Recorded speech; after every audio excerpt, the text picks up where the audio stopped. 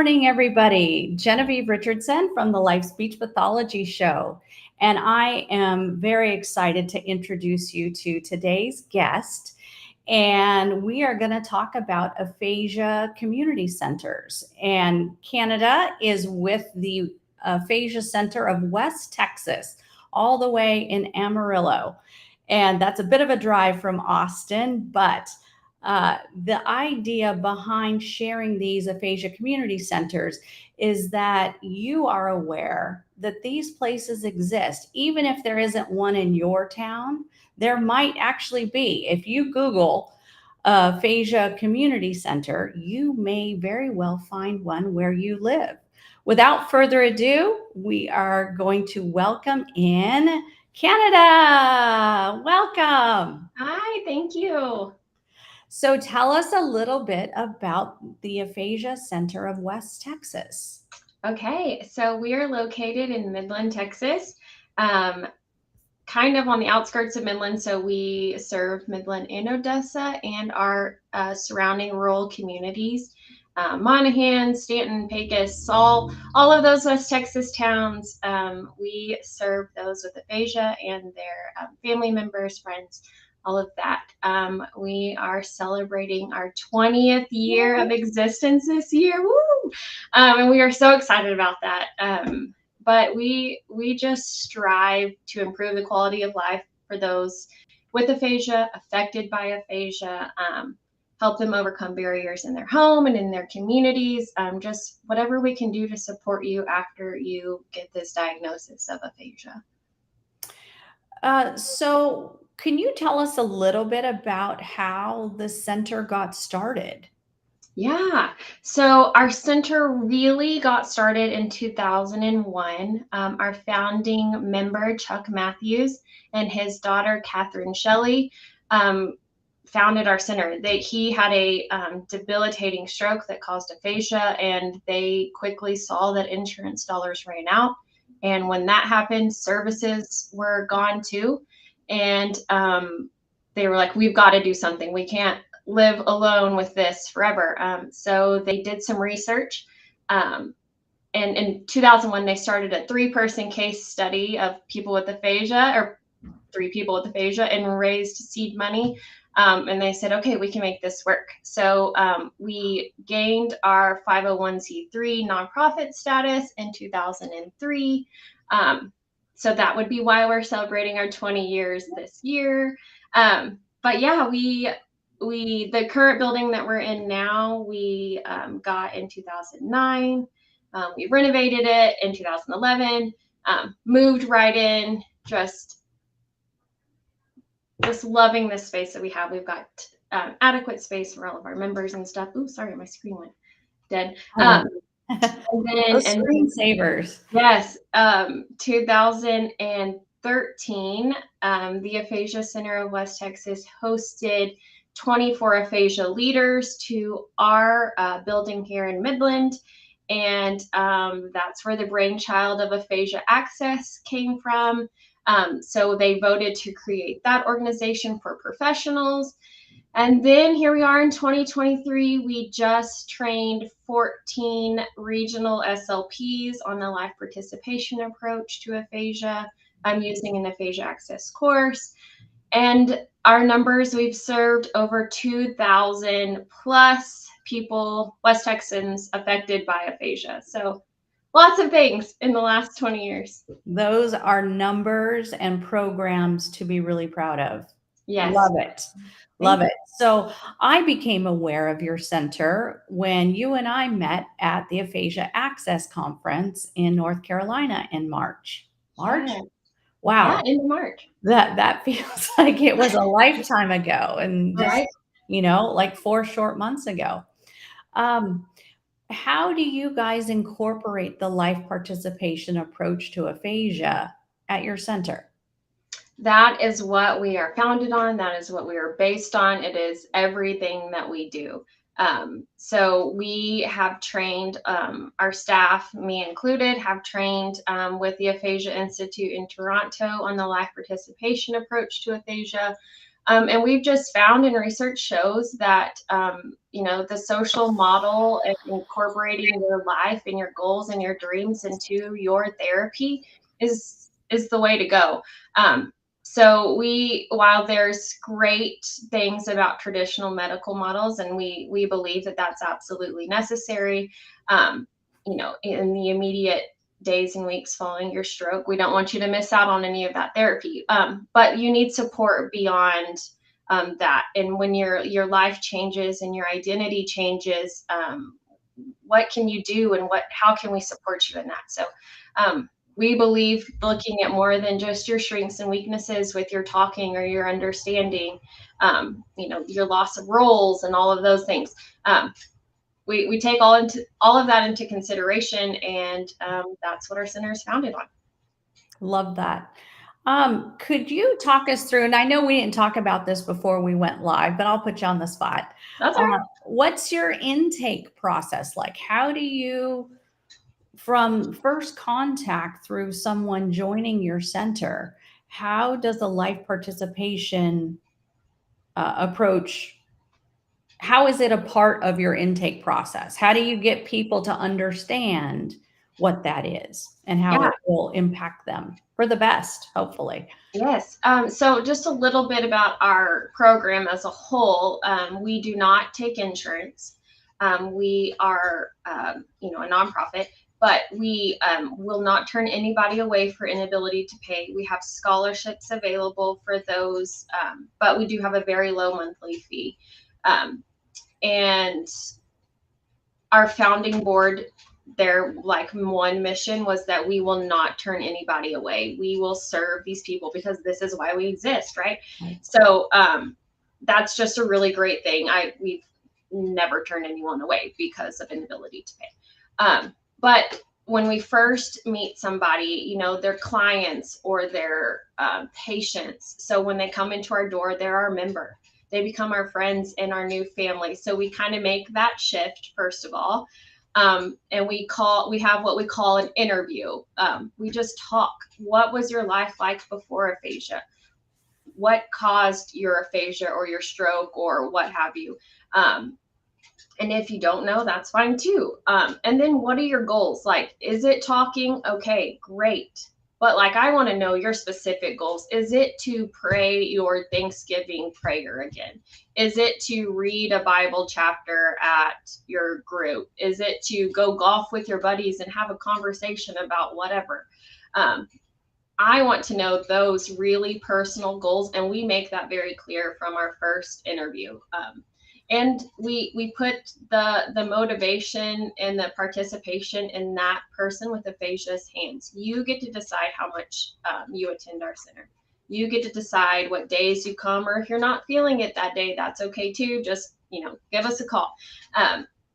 But we really make that shift from the first moment we make contact. It's so important to understand what motivates the person. I always use the example of garden club, and I guess when I really, I'm an old home health. Oh, that dates me. I shouldn't say old. I've always done adult rehab. Yeah. From even when I was in grad school, I always had to push to get an adult client. Yeah. But I did a lot of home health work. And there's nothing like going into somebody's home, knowing you have a limited amount of time and prioritizing what they need to have solved in that situation. And often it's not working on the impairment. It's working on the strategies and processes and the communication that supports what needs to happen in the home. That's why I love the life participation approach. It's just a more formalized, broad system that I'm happy to see our profession adopting. Yes, me too. Tell us a little bit how you got started in speech pathology and how you came to be at the Aphasia Center of West Texas. Okay, so speech pathology as a whole, I I changed my major 5 times in college. I just could not decide what I wanted to do. I took a psychology course and I wanted to be a counselor. And then I took a pre-med course and I was going to be a nurse, and then a PA, and just all of these things all over the board. And finally my aunt was like, I have a cousin who's got autism. You come visit one of our speech therapy sessions. I think you'd be great at this. So I went and I fell in love. It was the perfect teaching and medical field fit for me. So I applied to Texas Tech's undergrad program in Lubbock, and then also did my grad school there. And while I was there, I was a graduate assistant and for Dr. Melinda Corwin, who I know you've interviewed before on your podcast. And I got involved in her STAR program, her stroke and aphasia recovery program, and just fell in love. I was like, this is what I want to do forever.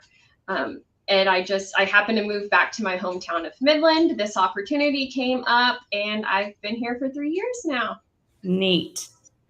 So at the center, do your members have individual treatment, group treatment, support groups? What are the opportunities available to them? Any and all of the above. So we are mostly group-based with opportunities to work on personal goals. So just right off the bat, I'm thinking of like our Monday afternoon group is our technology lab, but I can take that time to, one of our members right now is working on writing, and she wants to be able to write her own grocery list. So I take that time to work with her one-on-one, because you can't really do that on a computer program or anything like that. Another one is working on numbers. He wants to take a crane operating technician test.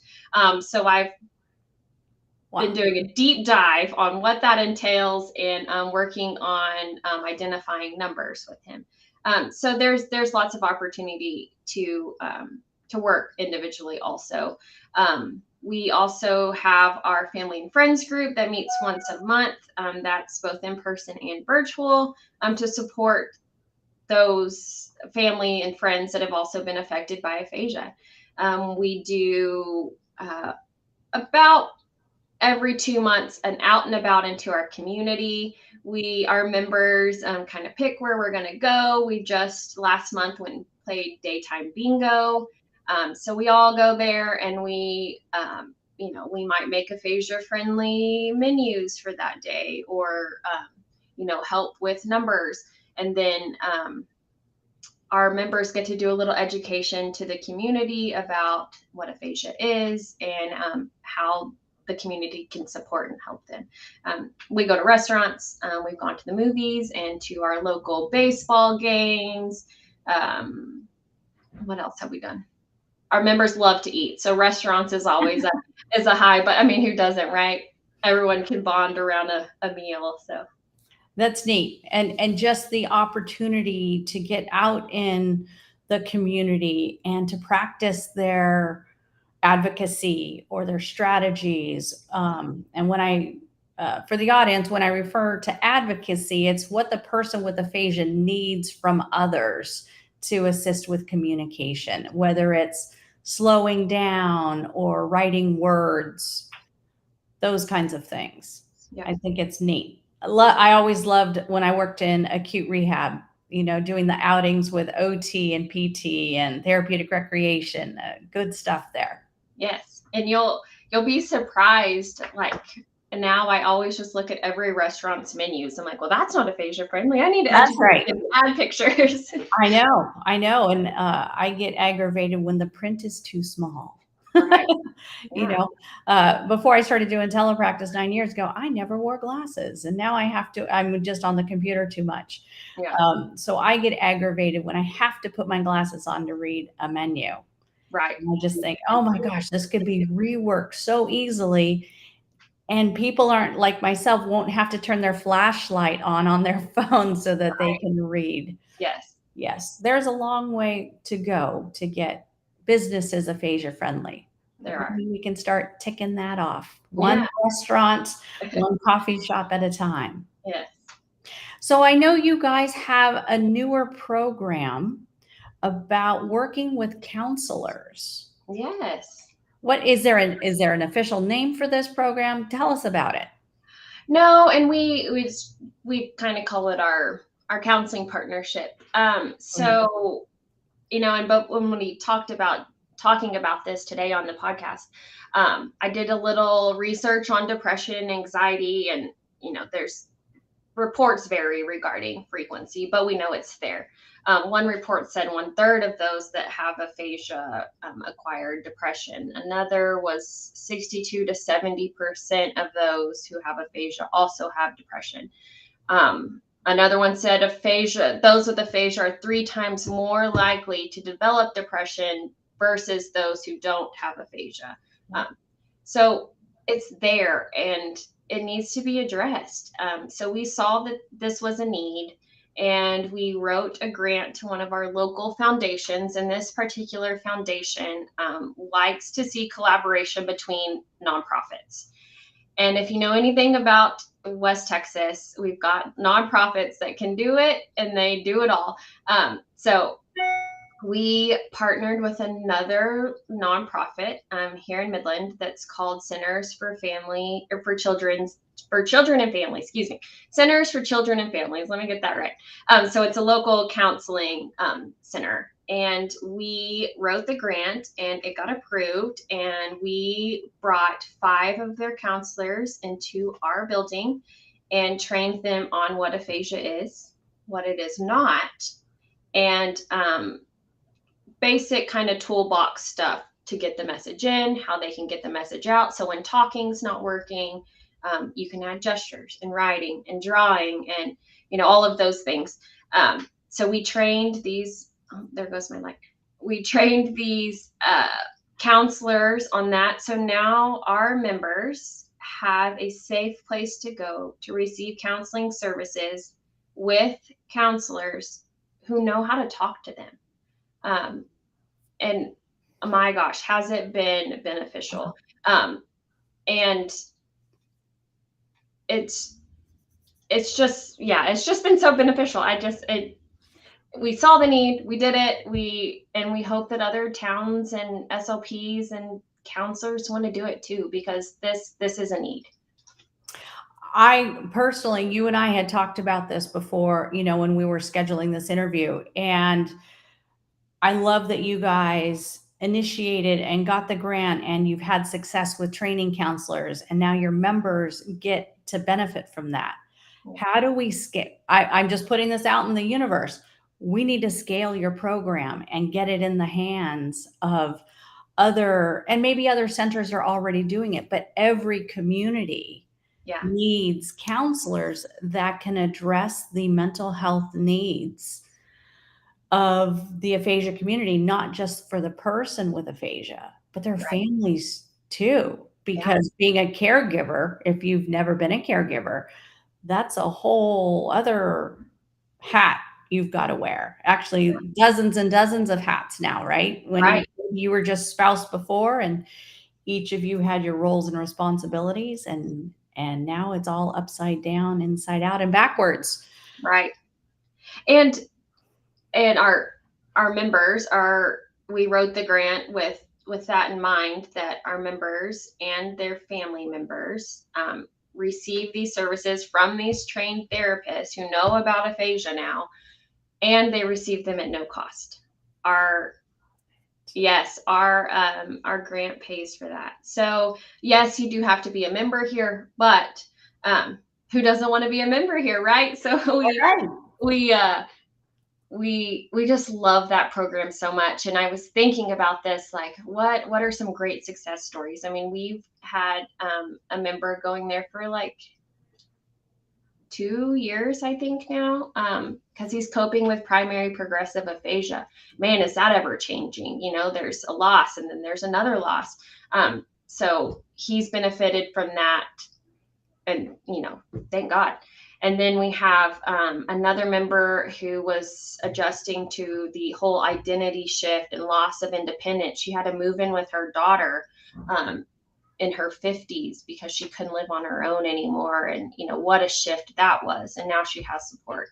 And then one of our other members got into a sticky situation due to misunderstanding due to his aphasia. He didn't comprehend the message, and it led to a social shift, and he needed support through that, and so did his wife. So they benefit from our counseling program. Yeah. I think it's tremendous. Yes, and I will say, if another therapist or SLP is like, I've got to do this, call us. We can talk about what we did, kind of how we went about it. We'd love to share that information with y'all, and help all these other towns and all these other people with aphasia that have been affected by aphasia receive the services that they need. I love it. I think that's amazing. And thank you for providing examples, because you and I can talk all day long, Right. but when it gets down to what does that mean for the community that we're serving, those examples are just so powerful. So what else do you guys have going on at your program that you'd like to highlight? So we just in April, we got another grant to host 14 of our regional SLPs in our building and online. So for years and years and years, the Aphasia Center wished that we had a way to coordinate an easy way to educate our local SLPs on life participation approach to aphasia. And then the Aphasia Access community and amazing SLPs over there, they created, the Person-Centered Care Life Participation Approach to Aphasia Knowledge course. So we took that opportunity to write a grant. The grant got funded, and we had 14 local SLPs take that CEU course online. And then they were required to come to our center to discuss the course and then how to implement this into their practice. And then just how can we support each other in the continuum of care? It's amazing, even in our small, what I would consider small community. I've known the SLP's name at the hospital, but I've never seen her face. And the same for the rehab hospital, or the same for outpatients. So those SLPs came into our building. We put faces with names, and we sat for over 2 hours and just talked about difficulties that we see in each setting, how we can support a person from stroke onset to till they come to our center. It was just an amazing conversation and collaborative effort that we all kind of put together. That I love that, because that brings all the professionals together in the community and surrounding communities for the aphasia folks and families. That is great. You guys are doing some revolutionary work. Is that too big of a word? But I really don't think it is, because we've done this shift from impairment-based medical model to life participation. Yeah. And clinicians such as yourself, the clinicians and program directors at the Aphasia Center of West Texas, what's happening at Texas Tech with the training of allied health professionals in the whole area of aphasia.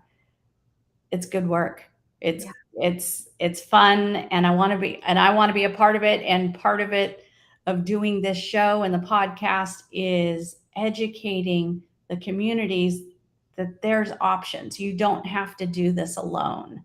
Yeah.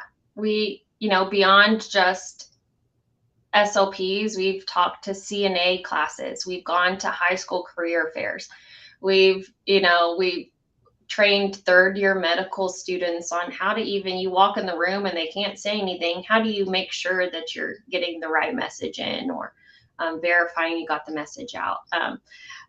My kind of motto is, if they'll listen, we'll talk. So we love to educate about this very special population. Okay. We have a comment that I wanted to pop up here and just show.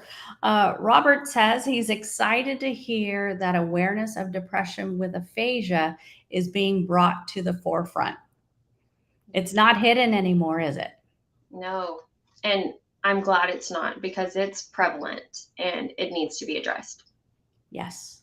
Wonderful. Well, Canada, I am so grateful to you for coming on today and telling us all the work that you guys are doing there at the Aphasia Center of West Texas. And I want to encourage the audience, check out their center. I will put a link to their center in the show notes.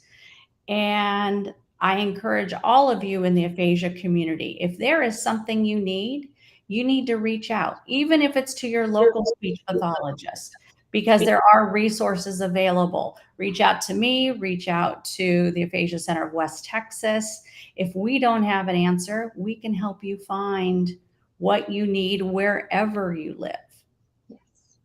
And one more quick thing. We are going to be launching our website in an aphasia-friendly version soon, so you can meet our staff on video, some of our members, all the things. So that's our next project that'll be launching. Love that. Everything aphasia-friendly. Yes.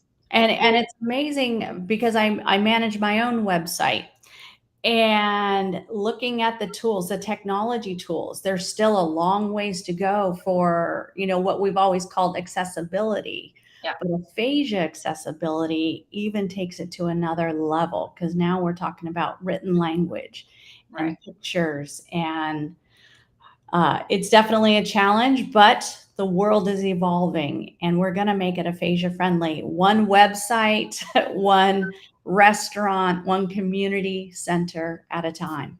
Yes. Yes. Thank you so much, Canada. Hang on. I will end the show here, and I want to wish all of you a wonderful, fabulous day. And let's see if I can get this up here. All right, here we go. We'll see you all next time. Take care. Oh, do check out the Life Speech Pathology Aphasia podcast. It's available on all major podcast platforms. Also, if you sign up through our website, dolifespeechpathology.com, the email or the website address is there at the bottom of the screen. Then you can get exclusive access to show notes, more than just show notes. We actually make a summary of every episode with the takeaways that you will find valuable and important to assisting your journey with aphasia. So you can subscribe for free to that podcast series, is what we're calling it, and you'll get notifications when new shows come out and all that good stuff. If you are interested in doing direct treatment for aphasia, we offer free consultations.